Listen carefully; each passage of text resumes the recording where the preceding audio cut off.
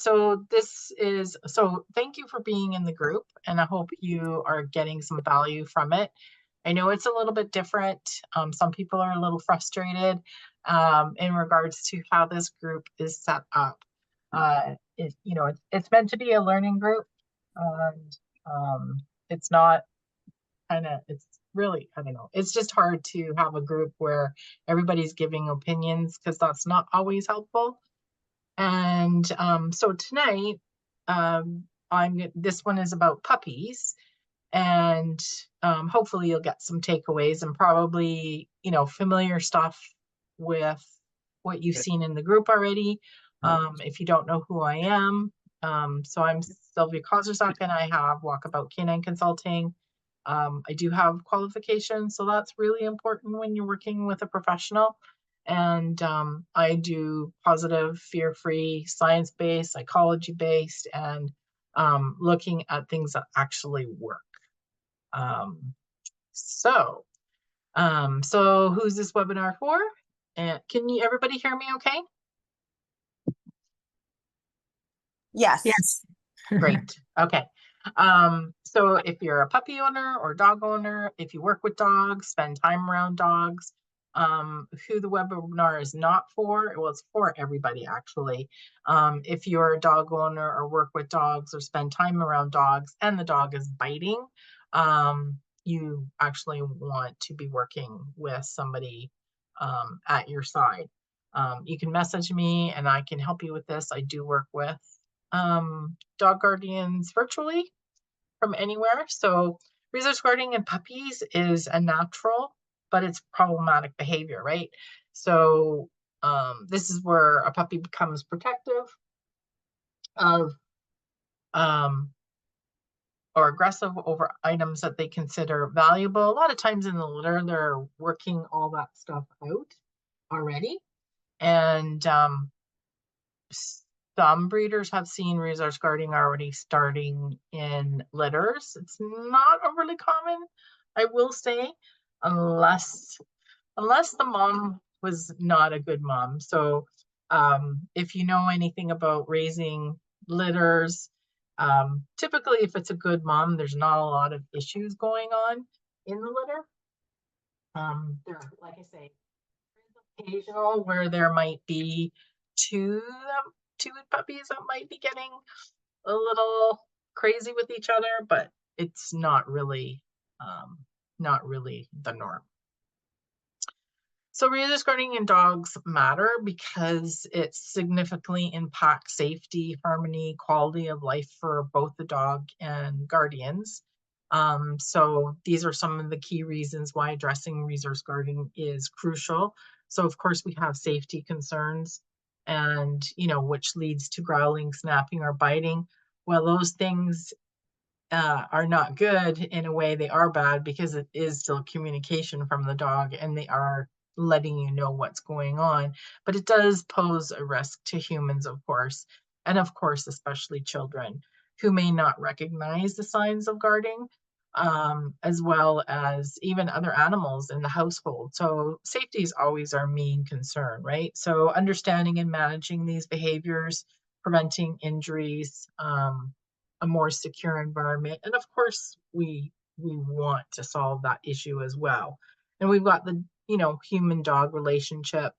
So it does put a strain on relationships between dogs and guardians, because, guardians will actually be really afraid. They'll get anxious, they get frustrated with the behavior, leading to a breakdown in trust. So those are all normal things. If you've felt those, you are normal. And, that is, we're responding to what's going on. So, and conversely, the dog could feel increasingly threatened or misunderstood, or the escalation of resource guarding starts. So that's why building a positive trust-based relationship is really essential. That's usually where I always start with resource guarding cases. So of course we've got quality of life for the dog, because resource guarding often does stem from anxiety, fear, insecurity, maybe medical issues. And if they're in a constant state of stress, feeling the need to defend its resources, it's one of those icky behaviors that just pop up to the top when there's a lot of stress going on. And of course, stress affects our dog's overall well-being, their health, and can lead to other behavior problems on top of that, just because of all the stress, and health issues. Of course, being stressed is not good for dogs' health, any animal's health, our health. And impact on daily activities. It can complicate everyday activities, such as feeding or playing or handling items in the home. It can limit you. So, and to be comfortable around the dog, picking up toys, picking up food bowls, or moving around the house. So, those are some of the limitations. And there is the challenge of training and management, because we do need to use management, and it requires a very thoughtful approach to training and environment manage in the beginning steps. If it's been happening for a long time, it sometimes becomes a little more um, takes a little more time. So we do, I always want guardians to set up, um, proactive steps, setting up boundaries, teaching alternative behaviors, ensuring that predictability is changed. That is a big key to resource guarding.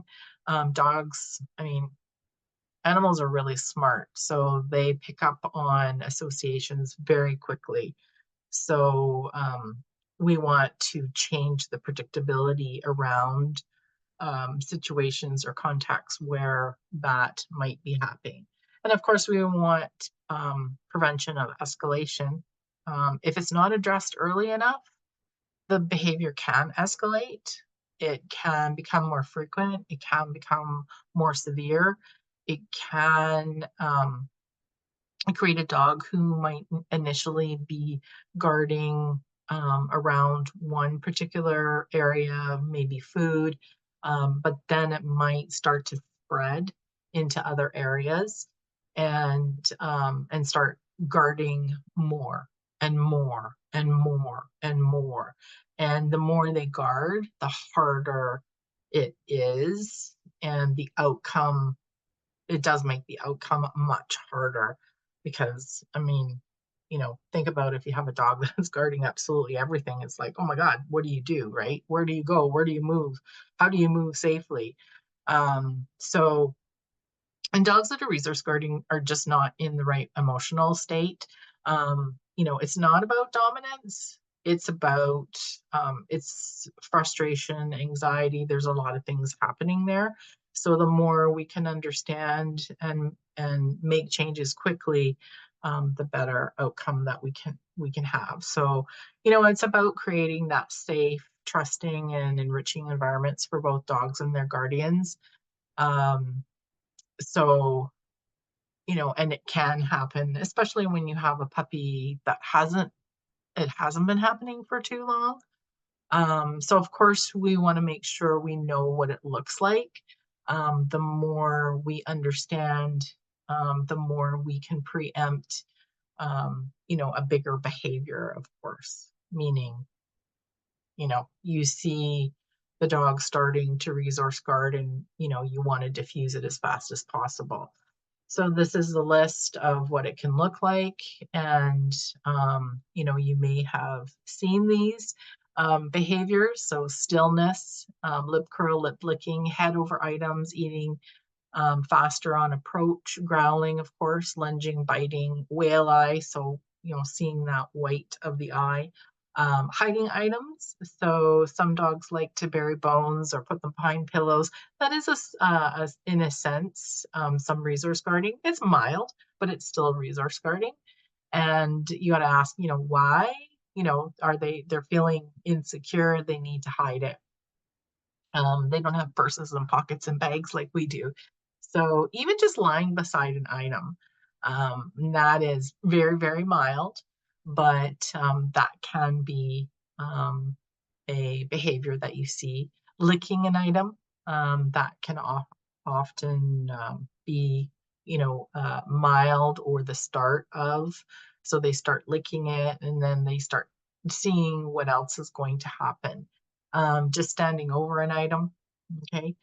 And then you want to really start to learn about what is becoming a predictor because dogs are really smart and they are going to figure things out. It's like the reaching, the hand coming, just hands, just walking towards them, bending over, making contact.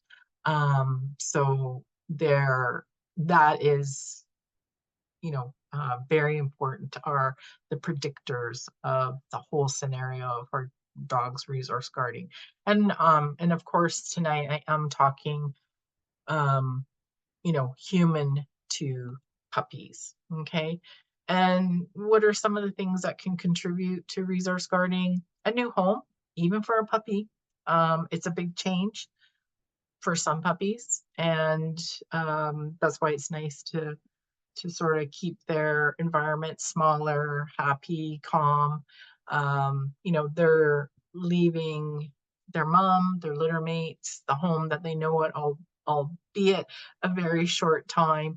But it is, a lot of changes. You shouldn't really be seeing resource guarding at 8, 9 week old puppies. That is abnormal. Um, so new environments, that could contribute to stress. So things being taken away from the puppy or dog is the biggest factor that I am seeing in my work. So I have been around in the pet industry since 1989. So I've seen a lot and I've seen transitions in, the training industry and then just in regards to, what dog owners used to do, what they're doing now. And I think sometimes we're really rushed and we see our puppy have something and we just want to take it away right away, which can lead to a lot of frustration. So that is one that I see, especially I am experiencing puppy guardians are not using enough management. So now the puppies are, they're just like toddlers. They're exploring, they want to know about their world. They're curious and they don't have, fingers. They have mouths. So then they pick up things with their mouths. And obviously, there are a lot of things we don't want them to pick up with their mouths, and that's where management helps to prevent the behavior. So, prevention is a really good, um, you know, procedure to have when you have a puppy. If you can't have your eyes on them, you really do want them in a smaller area, especially when you're bringing a puppy home that likely at the breeders they didn't have a lot of room to roam really unless the breeder had a really big room. um but typically, I mean, they're usually confined somewhat anyway, so bringing them home and letting them have the whole run of the house is really hard because they don't know what they're supposed to do. It's way too much information for them anyway. I'm just going to check something. um Okay, yeah, that's fine. So I'm glad you're here. iPhone number 3, and it can be difficult, absolutely. So that's why I have the group. That's why I'm doing this tonight. So I'm starting to do a webinar every month, just trying to, a lot of the information is already in the group, in the guides, but this is an opportunity for me to talk to you live, which is really good. And something that we want to look at, just like us, we have a stress bucket, and so do our dogs. It gets filled with good and bad stuff. So there's good stress and bad stress. I'm sure you've heard that. But having to fight for access to food, water, and spaces, that's typically something you see in a multi animal home. Learning that their human is unsafe, and that might be because you're finding the need to always be taking something away, that's dangerous. So, some puppies will learn really quickly that the environment is unsafe. And, the other thing too is, sometimes guardians just don't know. I had a client this summer who, first time puppy owner, excuse me.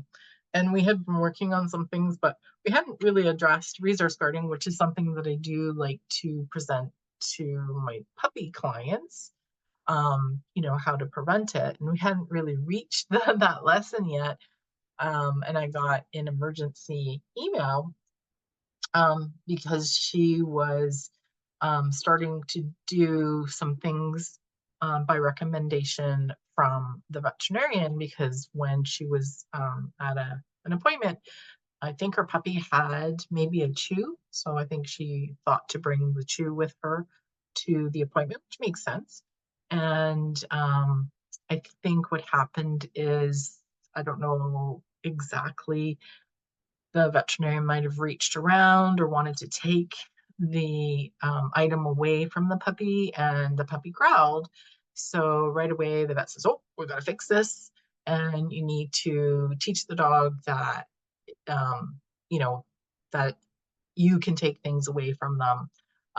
So a common exercise that some will teach is to trade. So you give the puppy something, they have it, you take it away from them, and you give it something else.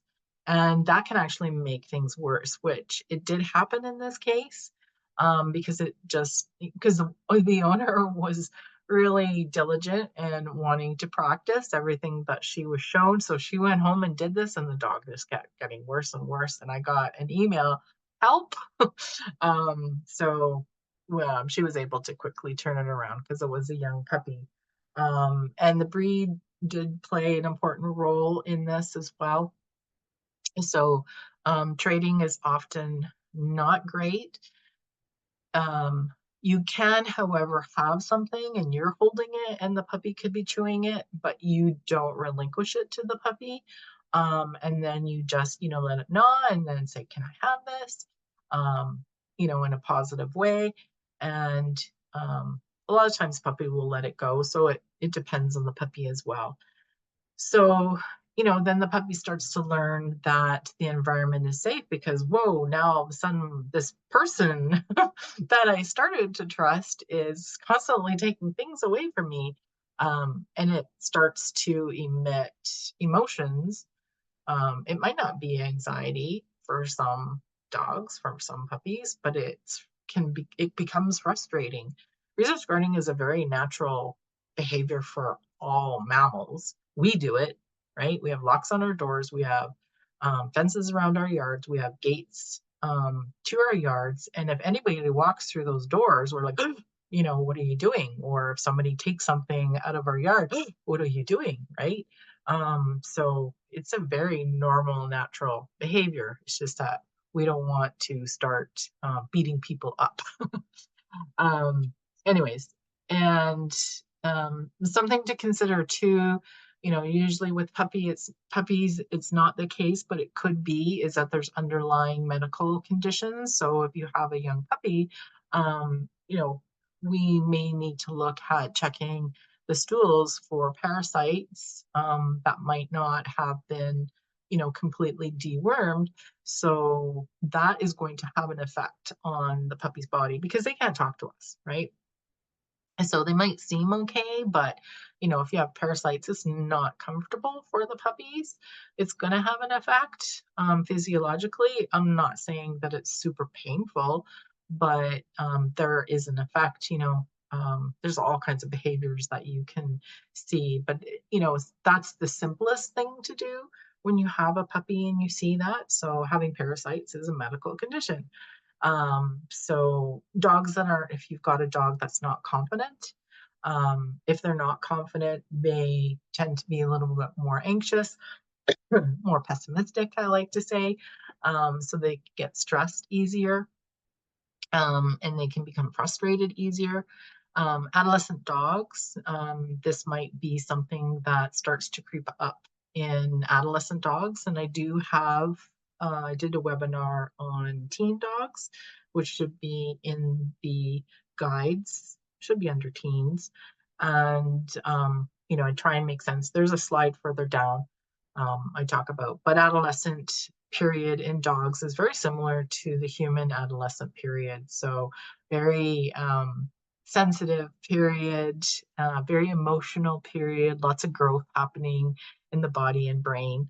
The other thing too is if there's loss of choice and autonomy.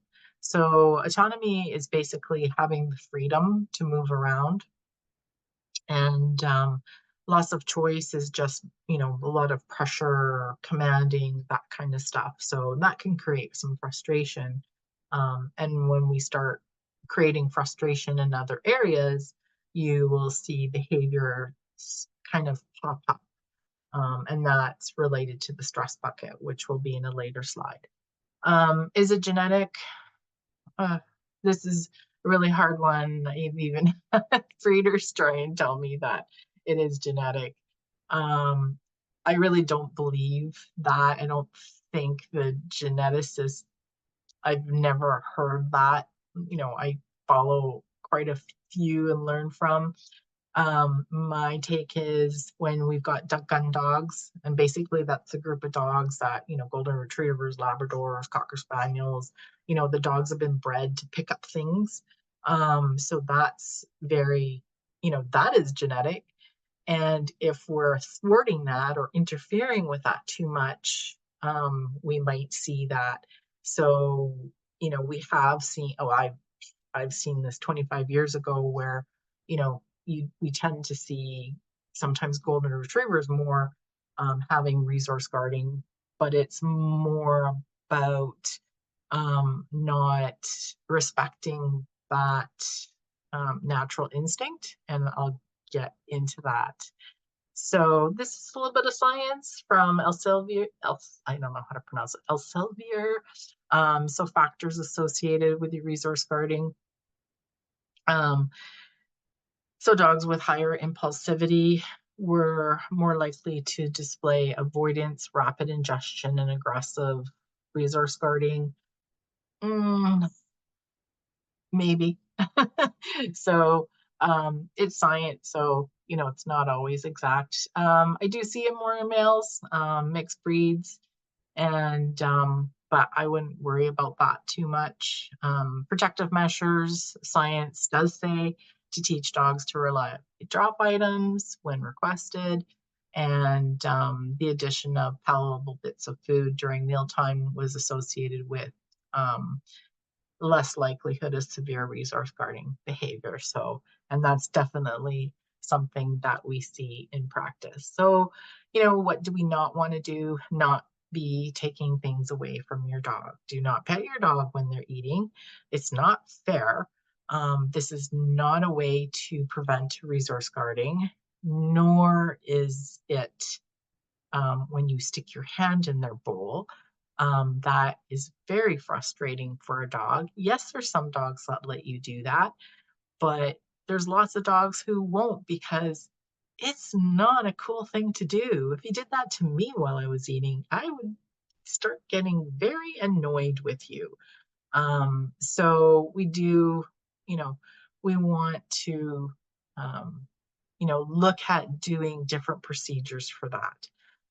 We don't want to use tools or methods that are forceful, painful, or intimidating to your dog. That's not cool either. It's just not fair. And we, you know, it's an emotional response. And the only way to change the emotion is to use something positive and not a tool that is actually yucky. You'll create more resource guarding. I have a case right now that has happened with a previous trainer. Unfortunately, there's a big pool of people doing things that they shouldn't be doing as a profession, and are actually, helped this owner create, a dog that was just really stressed. Okay. Um, if you have other dogs or animals in the household, it's kind of cool to give them their space. Okay, so that they're not too close together. Yeah, some puppies are used to having that close encounters when they're in the litters, but it is kind of nice for them to have, a space or their own spots where they get to eat as a regular, at regular times, and that becomes a good predictable routine. I have a multi-dog household, so they all get the same spot.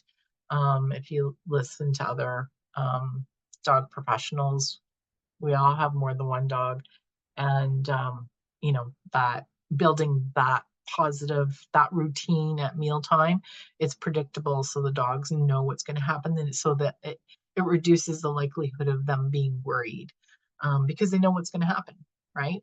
So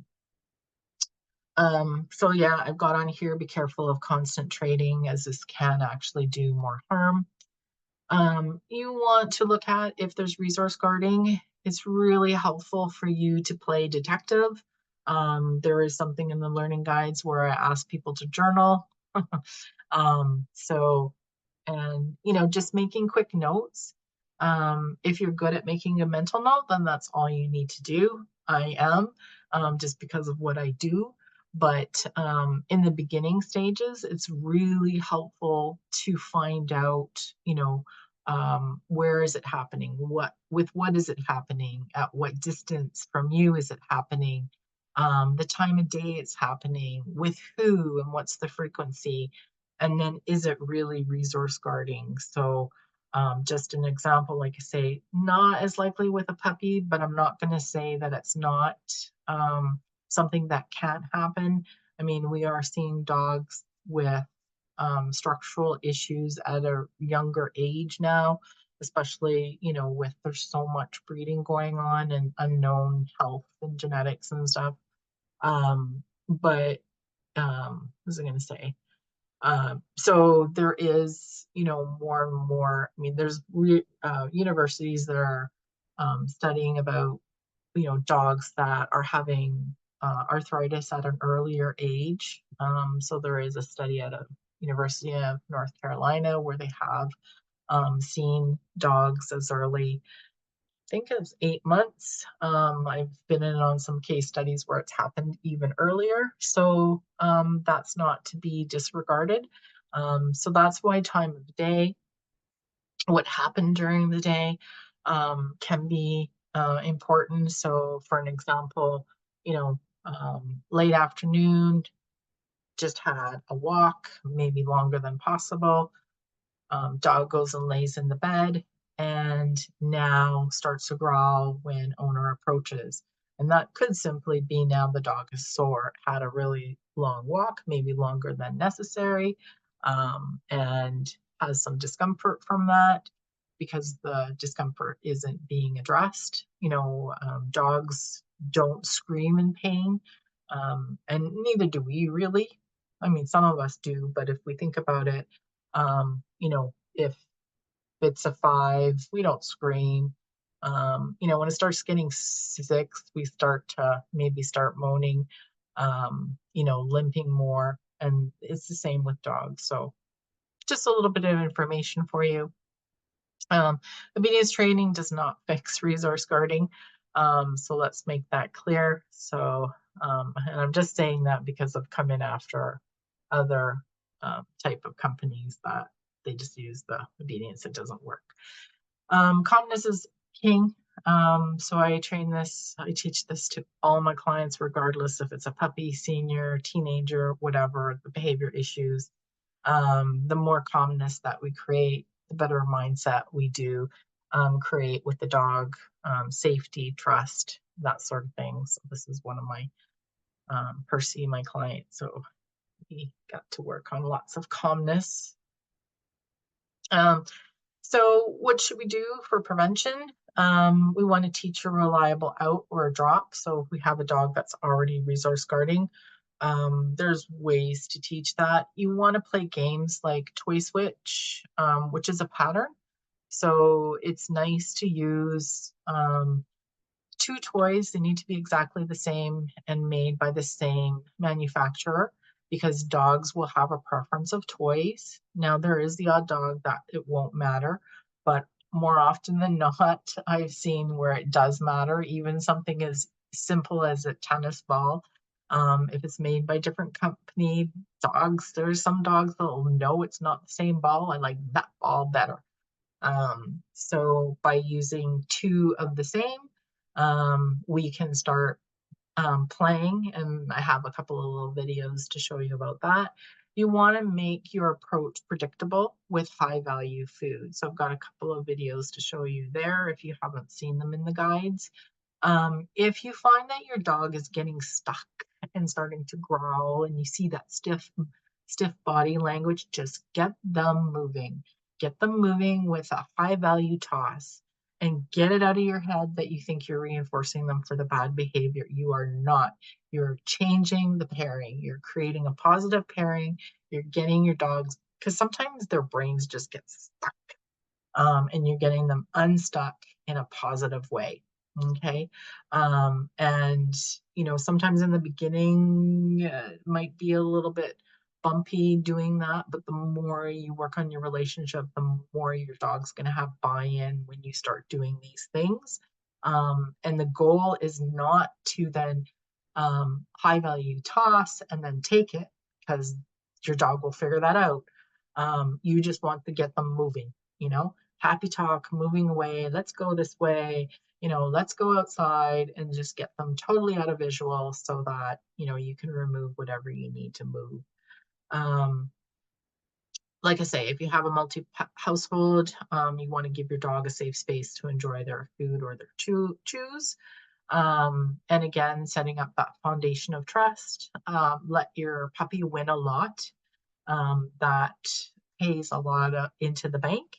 And again, creating that predictability. And don't leave high value stuff around. So if your dog's been chewing on something and they really enjoyed it, but they're done, wait till they're away, outside to go to the bathroom or whatever, and then just pick the item up and put it out of sight. Because sometimes certain items will, I call it keeping, they stay hot is how I describe it. Um, and you know, by just removing it, it's out of sight, out of mind. And it's almost like the dog is like relieved because they don't have to worry about this thing still sitting here and having the need to guard it, because they're not really ready to disengage from it. So that's a concept that, dogs are just getting stuck with it. Again, leave your dog alone when they're eating. You can create a situation where you show your dog curiosity and excitement. If they have something, and what you're doing is you're just like, oh, cool, what do you got? Oh my God. A lot of times when we do this with, really young dogs, and sometimes even big dogs, it depends on how suspicious they've become of you. And, more often than not, 9.5 times out of 10, if I show this to an owner that has a puppy, the puppy's like, oh, look what I got. And they come running to you. And then they almost want to give it to you because you're not, you're excited for them and with them. And, there is the thing, if you start getting really serious about the item you have, a dog will go like, oh, this is really important because my person wants it now. Well, I'm not giving it up. So you can be actually creating more value in the wrong way. Um, so, you always want to use some sort of positive for that to get them to move away. And you can give them something better, but I still wouldn't take the object away at that time. I would just get them to disengage and move away. That's the best thing to do. And like I said, don't use punishment because it will make resource guarding worse. Intimidation methods, tools. Um, Even if a tool will shut down the behavior, something else will creep up instead of it. So there's a lot of fallout to punishment, because it does cause, okay, I won't do it, I won't do this, but you get so stressed and anxious, there might be other behaviors that pop out instead. Um, sometimes breeders set their litter mates up to resource guard. But yeah, that's another discussion. I like breeders to start separating their feeding pans. There's some breeders that feed out of one big huge pan, and if you've got a lot of puppies, it creates a lot of frenzy. So sometimes, breeders are doing their puppies some service when they get to, have a little bit more space and with eating. Um, so gun dogs I talked about, and um, yeah, so we don't want to fight the instinct of our dogs to grab and take a hold of items. We want to use this as a strength. And remember, if you do have a dog that has any kind of retrieving cocker gun dog type breed, then they do tend to pick things up, just like toddlers like to touch everything with their hands. Um, so the best course of action always is to teach our puppies that resource guarding is not necessary. Not to say that it's not going to happen. So this is just an example of a really little puppy. We're doing some testing here, and he picked up an item that really didn't want him to have, but we made a big deal and just praised him for it. And he ran around. He was really proud. So this dog has really strong pick up and carry genetics from this particular breeder. So we didn't interfere. He gave it up eventually. It was just a plastic ball, but it was pretty. He could have smushed it and eaten it if we tried to take it away from him. So this is not necessarily something that I want guardians to play with a toy garter. Hopefully you've got somebody that can work with you, or if you're working through some of the guides and having success with some of the steps, this might be something that you can do later. Or maybe you have a dog that doesn't guard toys, because dogs are very specific in what they guard. It's, if they guard their food bowl, they might not guard a toy at all. But it's a really fun and easy way to engage our dogs to give up what they have in their mouths. And it's a really fast and fun way to teach a drop. So, like I say, you need two toys the same, and otherwise, dogs will have a preference. And dogs do organize their toys in order of importance. And you can easily test it. So, and some dogs don't, but a lot of the resource guarders I find do. Um, and you essentially want to engage your puppy to play with one toy, and then you can play with the next toy. And then what they'll want to do is like, oh, I want to play with your toy. And then they'll drop theirs. So now they're disengaging from the toy, dropping it to come to your toy. And we always wait until they're interested in your game. And then, the key is to make the toy move like prey, because that is enticing. Our dogs are predators.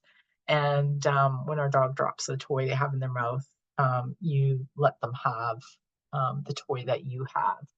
And once your dog is reliably dropping one toy, you can start adding the cue. I don't like adding cues until I'm getting the behavior rather consistently.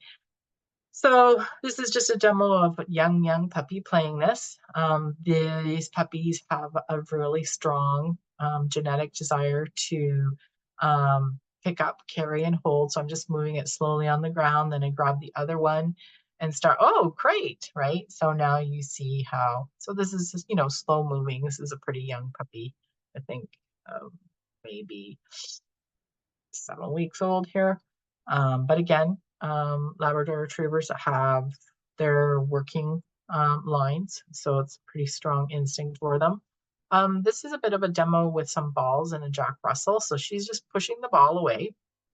He doesn't want to let that ball go. He did let it go, so she took the other one. And so she's just playing some toy switch. And now I think she's going to wait here to see if he drops it, and the drop gets the other ball. So sometimes you need to fiddle with the game to get success. So this is just another demo in a different way. This isn't a puppy, they are younger. younger. So this is a teen dog, and he had a habit of picking items running away. So I'm playing some toy switch. I'm showing the owner to play this. He has run out of the room, and what they've done is they've always chased into the next room. I didn't chase him. No, no, no, I'm not chasing him. I'm going to keep having this fun by myself in the room. And he's like, whoa, I'm coming back, right?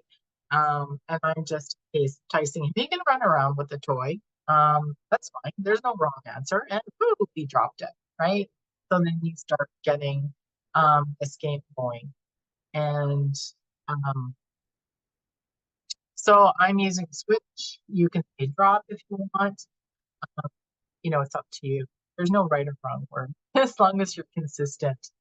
Um, So the other thing that you want to do is you want to make your approaches whenever your puppy has something, and even if they're not resource guarding it, you want to make your approaches predictable as a yippee.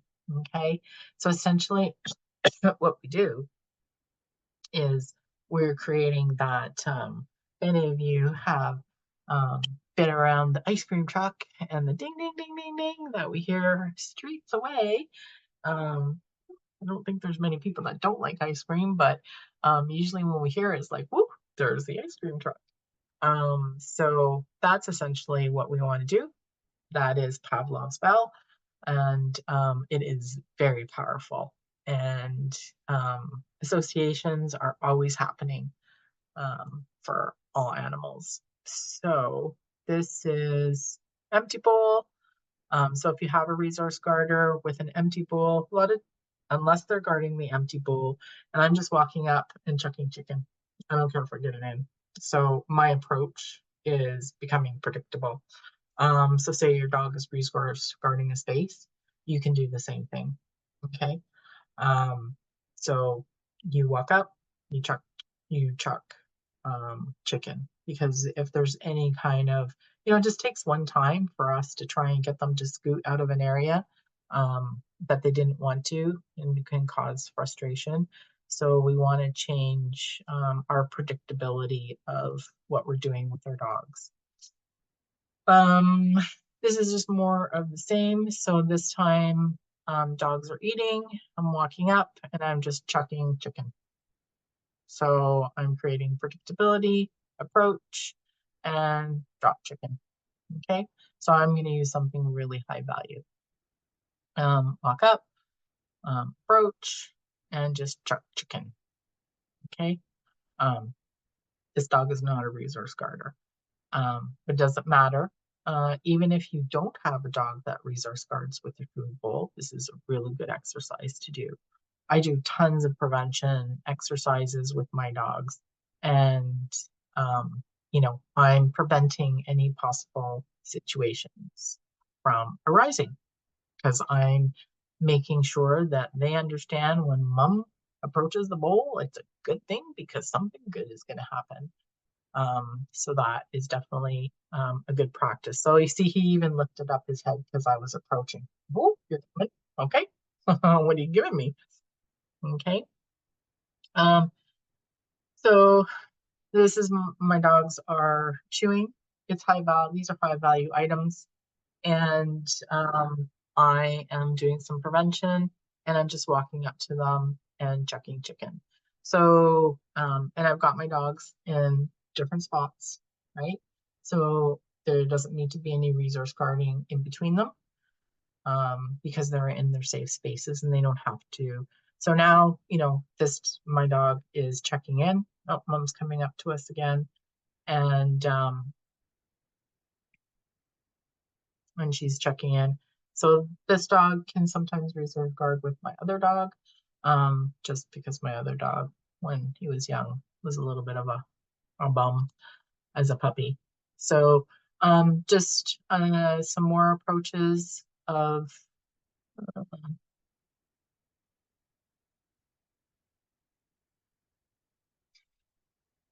that one didn't work out too good.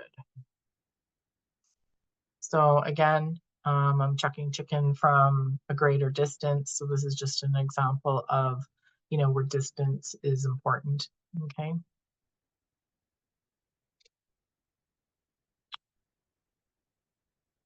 And I'm checking chicken again.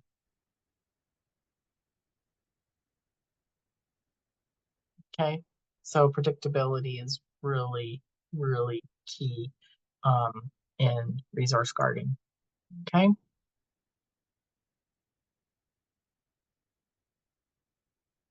So if we have puppies, this is something that we need to practice. If you have a dog that doesn't resource guard in this contact, I would practice this because it's going to spill over into other areas. Okay. So she picked up her head because she saw me approaching. She learned that's a good thing. Like I said, other considerations is if you've have an adolescent dog. So an adolescent can vary depending on the type of breed that you have. There's no template, so even within a breed, and adolescent typically starts at 6 months, 6 months to 12 months. Can start a little bit earlier with the littler dogs. And it can be like being in the wilderness. So and it can finish anywhere from 24 to 36 months. And it is for some dogs, some dogs breeze through it, but it is a time where, and it's always been like this, where this is how shelters get full is when dogs go through this stage, owners haven't done any training before to set them up for success because there's a lot of blips in between. And, we want to just keep training positively. It's an age where hormones are changing, even if they're neutered, and the brain is under construction. The neural connections are really peaking. So it's use it or lose it. So you want to keep training, even though it's like you think you train this, and today it seems like they forgot. That is totally normal. And you just want to keep training positively. This is where, sometimes owners will start using a little bit more pressure type training, and that just makes things worse. So the body is still growing as well. So some of the bigger dogs might have some um, growing pains or discomfort. You could see some noise sensitivities. You could see some extra grabbing and mouthing at this age.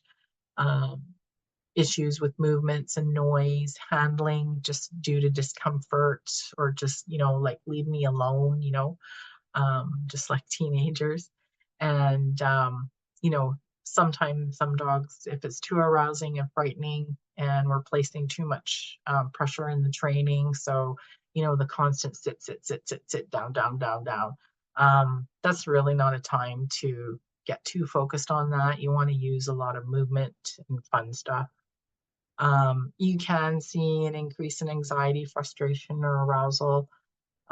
You could see digestive disturbances. It's kind of a bit of a wilderness when it comes to that.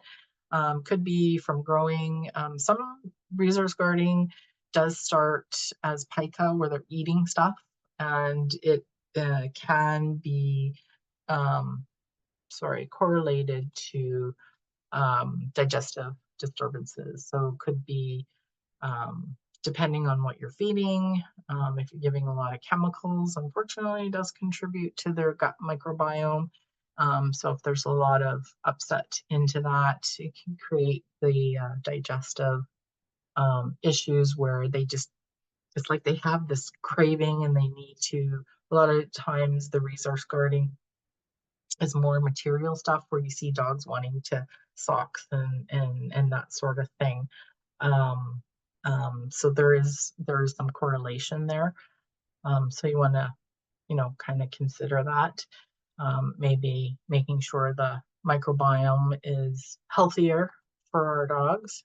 We live in such a toxic environment, so and there is a correlation between um, the microbiome and our brain because our gut is our second brain. So the relationship bank account. So if we're doing a lot of withdrawals, that contributes to stress. So you want to think about that. Are we constantly, correcting our dogs? Puppies can get into a lot of trouble and it can feel like we are in this cycle that doesn't really feel good. And, the puppy's not going to feel good either. And that's where management is wonderful for this. So we want to consider about what things that we can pay into our relationship bank account after we withdraw. Yeah, there's going to be times where we do that. Yep, there's going to be times where, we got to do something bad, but then, what are we doing to counter that, right? The more bigger deposits in the bank are way better than withdrawals. Okay, so this is just an example. This is an adolescent dog, and I'm not worried about taking the toy away. I do grab it a little bit, but this dog I know fairly well. We have a relationship. I've been trained. It's not my dog, but it's the breeder's dog, and I've been doing a lot of stuff with her. So, and she keeps coming to me. I'm not going to take that away, but she loves hugs, and I'm just clapping. She brings it back to me. I kind of grab it. She kind of likes that. We've done a little bit of this, and she's pulling it away. I'm not paying attention to her. Actually, I'm talking to her owner. But um, this is kind of just real life, and I am ignoring her. So you see, she's getting like, hey, hey, hey, like we were playing here. So let's see if I go back to, I just let her have it. Okay. So education is important so that we know how our manners are around certain situations for our dog. Looking out and recognizing early signs, because the more we know, the better we can do. So if we see these little signs, it's like, oh, they're uncomfortable with that. Let's change that as fast as possible. So manners around food, understanding the body language and how it can affect the outcome.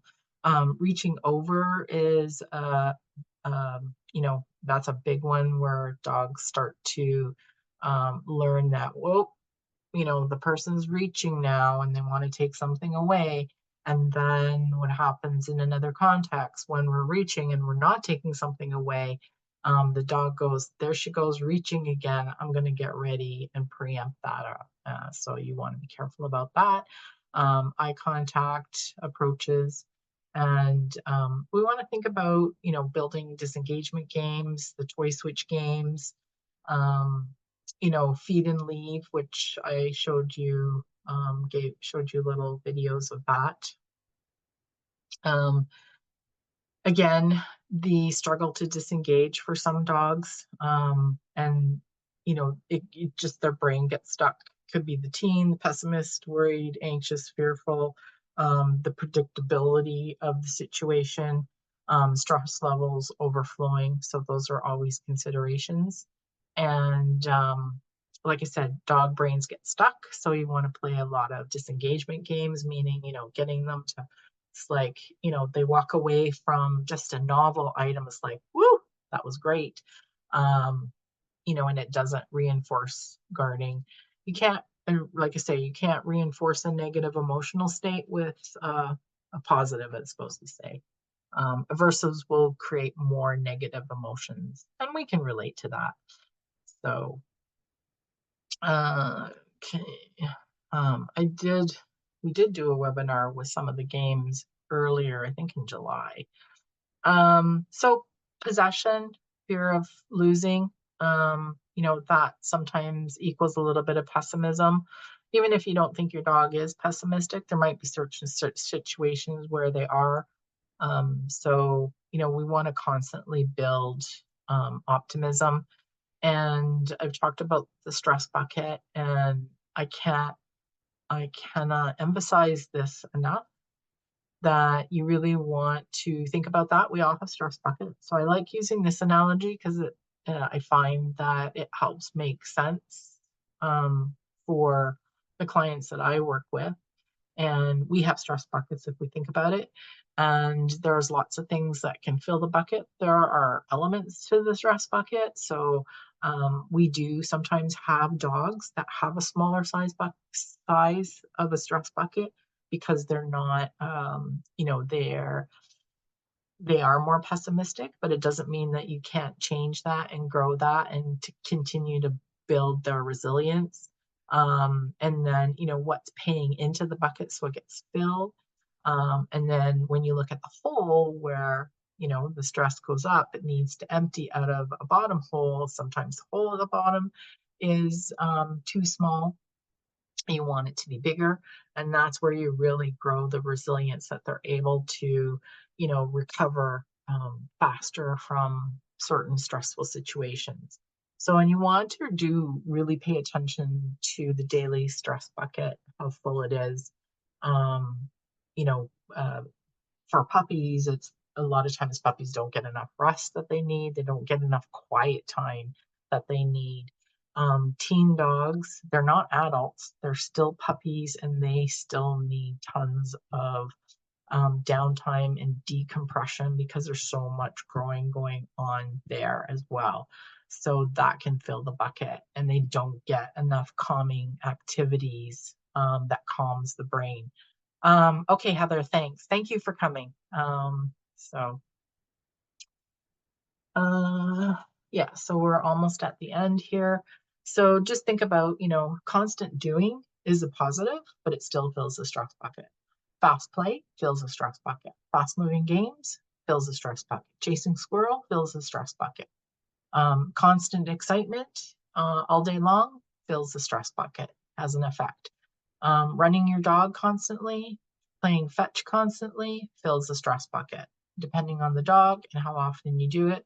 Some predictable routines, I said predictability is helpful, but then there's some predictable routines that can cause stress. So feeding them at the same time every day can cause stress, and it can actually cause some gastric stress as well because the body is getting ready to be fed and then they don't get fed, and there's this whole physiological thing, and where there's so much stress. So changing the times that you feed your dog is very helpful. um, you know Physiologically and behaviorally, I've seen some dogs that start vomiting if they're not getting their food at that time, and then the body gets ready sooner and sooner and sooner. So those things. Negatives: worrying events, frustration, fear, anxiety, pain, itchy dogs, gastro upset. Medications can fill the bucket, definitely, depending on what. Um, um, yeah, so like I say, make observations where you can step in and recharge, use your management when you need. um, you know, create calmness that dampens down the nervous system. And that's definitely being ignited when they're resource guarding. So if you're not doing enrichment, I encourage you to do that. There is an enrichment section in the learning guides for that. Our dogs are predators, so they are, they're all also natural foragers. And the more we give this, the more it helps. It's like a puzzle, right? So it's like us going to work, keeping our brains busy. It's like us reading a book, or watching that really good movie, or so this is what dogs love to do.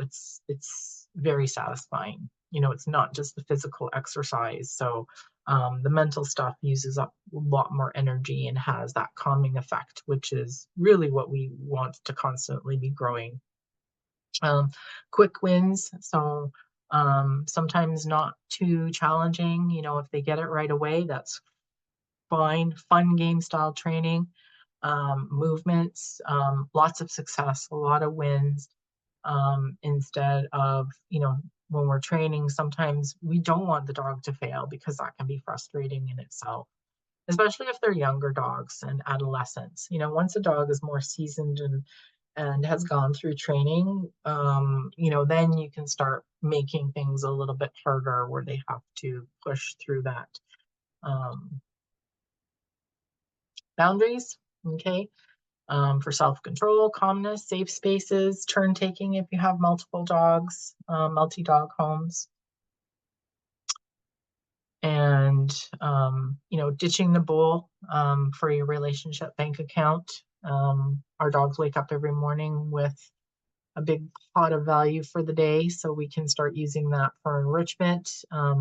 Hand feeding, if you have a dog that's resource guarding now, this is something, and there's the challenge in the guides where you want to start doing that. You're going to feed anything and nothing. It's just about relationship building. You can also, instead of feeding out of a bowl, out of top holes, and you want to eliminate your reprimands and no's, and that's hard at first. And I'm not saying that you never get to do that or you should never do that, but in the beginning, if you have a resource guarder and you really want to, pad that relationship and predictability, it's kind of nice to just let that go for a period of time. This is a challenge that's so the last slide was challenge number 1. This is challenge number 2, and conditioning nice. Okay, so takes a little bit of prep. So you want to have, if your dog can't have chicken, I'll boil chicken breast and cut it into pieces. You can get some pork that's really inexpensive and make it in the microwave, cut it up into little pieces. You can cook some hamburger. Like, it's nice to use the real protein for this, because it has value and really gets your yippee, your dog's yippee effect. If you want to use their favorite veggie, you can. I'm just going to caution you that dogs should not be getting tons of veggies. It should only be about 10% of their diet. So cut up in small pieces. Size doesn't matter. It's the value that matters the most. And then just make sure this is ready and available, because you want to be unpredictable about when this happens. And 3 times a day, I want you to say nice and drop 3 pieces of chicken. You can do more if you want, and make sure your dog sees you do it. Okay. If you have more than one dog, you're going to have to set up somehow where you can practice this separately. Okay. And I think that's it. This is the 3rd challenge, and you can see it inside the group. They find it. Okay. And remember, training should always be fun. So if you need any help, you can reach out. I do work with people virtually as well. So you have a lot of information in the group to help you get success. And does anybody have any questions?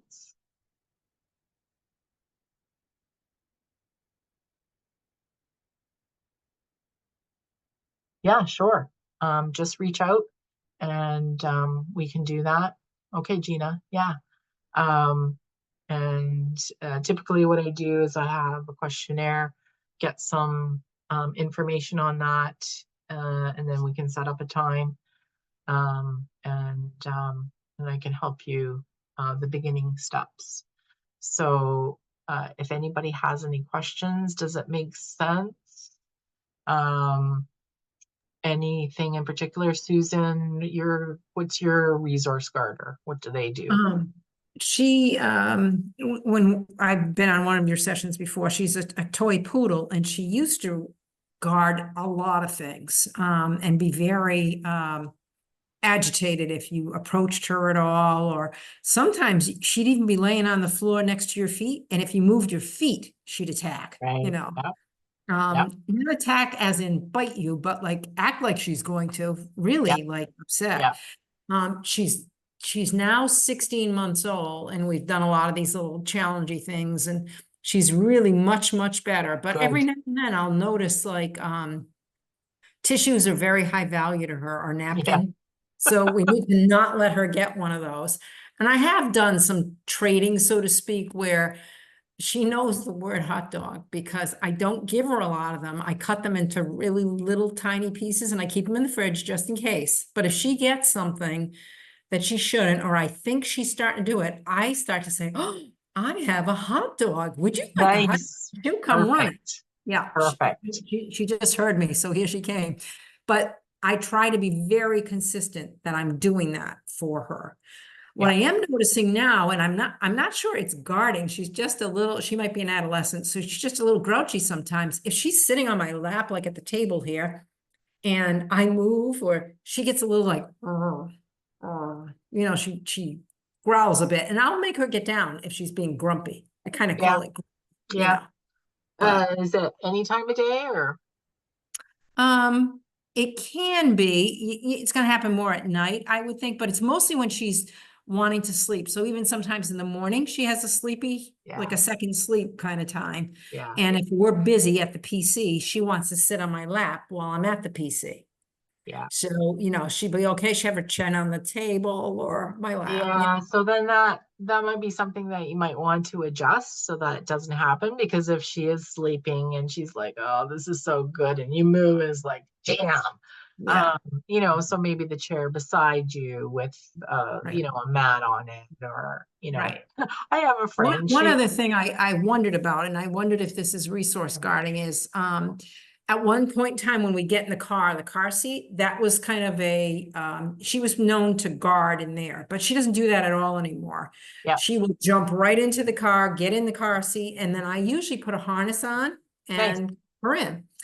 When I put the harness, she's not growling at me or anything, but she will put her mouth on me, and she's kind of like biting, not, like touching my hand, like, ugh, do I have to put this thing on? So she's a little reactionary, I guess I would say, in that, but she's not being really mean. Yeah, and what you can do is you can change the predictability of that. So if that's a Maybe you're a routine, treat or something, yeah. yeah, so what I would do is like, hop up in your bed, so that's fine. Hop up in your bed, you get a reward. Now I gotta gear you, so now it's like, okay, let's put I don't know, is it the leash that you're putting on? It's a vest, it's like a Okay. harness, So so then, it's, you want to say, and that's where verbal is nice, because if you say, okay, we're going to put your vest on now, and you can say, let's put your vest on, and here's a reward. And yeah, then, okay, and then put it on, good, and give a treat. So she might okay, still be grumpy through the beginning stages, but if you create that predictability of, let's get your vest on, treat. yeah, And then come on, we're gonna put it on and treat. mhm, So yeah, you're flipping around because it's like, I gotta put this stuff on. It's like, right, oh, you right, gotta right, put this stuff on. Oh, I'm gonna get a treat. Okay, here, put it on. yeah, And that's okay. eventually you should see, I can't tell you how long it'll take, but the No, I repetition. think I understand exactly, because we used to have it last year in the fall, in the winter, putting a vest to go for a WALK, because I don't want to say it. But yeah, so that did work for that. So yes, Yeah, I will try that. I yeah. hadn't even thought about it for the Yeah, car. and it's That it's just is, it's and we don't think about it, but especially for the little guys, and I just find that the more, because essentially it's communication. We're letting them know what we're doing, and yep, we're also creating a positive um emotional response. Well, we're actually changing it, because now there's a negative emotional response, and we want right, to right. change that. Okay. So that is really, it's operant. Like, you put your jacket on, you get a treat, but it's changing the association. Sure. Yeah, Wonderful. Thank you. That's very helpful. yeah. My guy has been the most challenging, has been my husband several times. Oh, that's not good. Yeah. So remember the slide about when, where, what, it is helpful. A lot of times, if I had a dollar for every time everybody said it's out of the blue, there's always some kind of pattern, and just finding that pattern and then looking how we can adjust that. Because I'm sure we can make adjustments for your guy and the response. I think there was somebody in the group that just posted recently. They started doing something. They had messaged me, and they started changing the response to the husband. But anyway, is he breaking skin? I hope he's not breaking skin. Because that's not good. But we can always make changes. We never want to be stuck. So behavior is always evolving, is always changing. If it isn't, then we're dead. So yeah, okay. So I mean, we can definitely make changes, but yeah, so you never want, I mean, you guys probably have had dogs before and you know that, but I mean, behavior is always changing. I have one dog, he's been, I don't know why, I just think he's a very special little dog. He was as a puppy, and I never stopped growing him. I never stopped growing him. I don't let that hold me back, because 80, 90, 95% of the time he's, great. But that 5% is sometimes annoying, but I'm constantly growing him. My other dog, she's great, but stuff happens. I had shit happening in my backyard that I was like, oh my God, this is a dog who's like solid as a rock. And, because of a neighbor's dog, like she, her stress bucket, she got really upset, and she was upset for a long time, and it filled her stress bucket. And so she started resource guarding with a brother.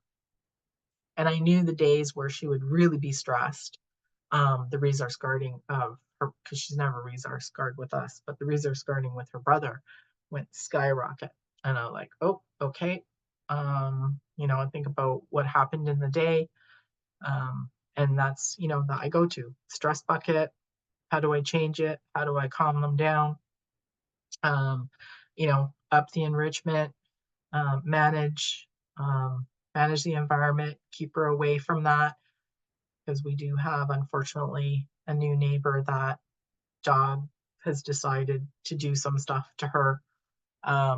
So she alerts everybody. Like, there he is, everybody. We're under attack. So, but yeah, so stuff is always happening, but we can always make changes. Always, always. So you never want to be stuck. Okay. I can't unmute. Oh, okay. I'm sorry about that. I'm not sure why, because it has to be on your end. I cannot, let's see, can I unmute you? I can ask you to unmute, but I can't unmute you. You have to do that. But yeah, we can get on a discovery call if you want. Yeah, biting isn't good. So any other questions?